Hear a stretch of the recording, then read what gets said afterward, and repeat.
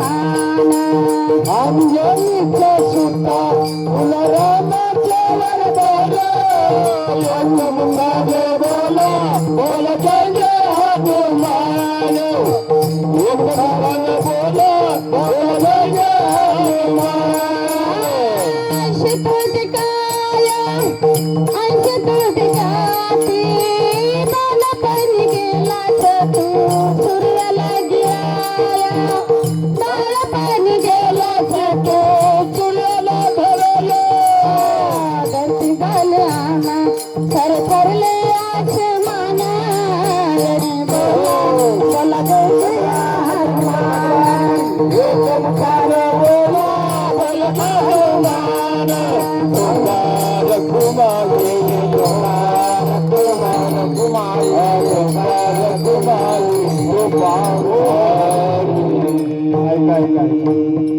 बर का गोविंद महाराज, जे आता हार घेऊन आलेले अवतार घेतला, तसं ज्यांनी हा हनुमंतरायाचा अवतार घेतला ना, ही व्यक्ती एवढी दारू पिणारी होती.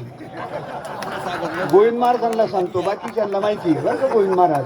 हा, ही व्यक्ती 24 तास नशेत, पण काय निवृत्ती दादाने आणि काय विटेवरच्या पांडुरंग परमात्म्याने कृपा केली, बोडके महाराजांच्या हातून हा माणूस वाल्याचा वाल्मिक ऋषी झाला.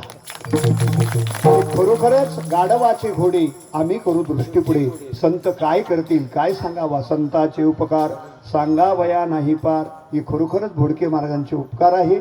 आणि आज त्यांचा हा संसार थाटामाटात चालू आहे, परमार्थ सुद्धा आनंदात चालू आहे. आज हनुमंतरायाचं अवतार घेणं म्हणजे हे सोपं नाही.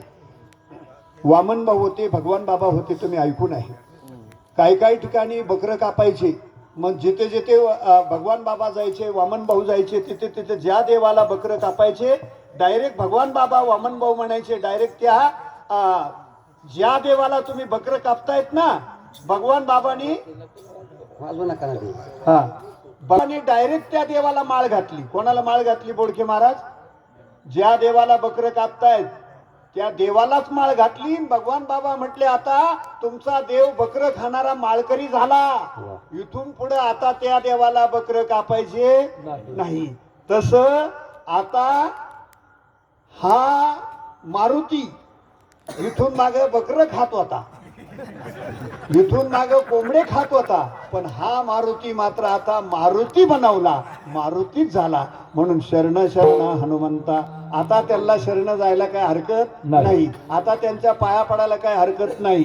खरोखरच हनुमंतरायाचा अवतार आज झालेला आहे. शिवावतार धरुणी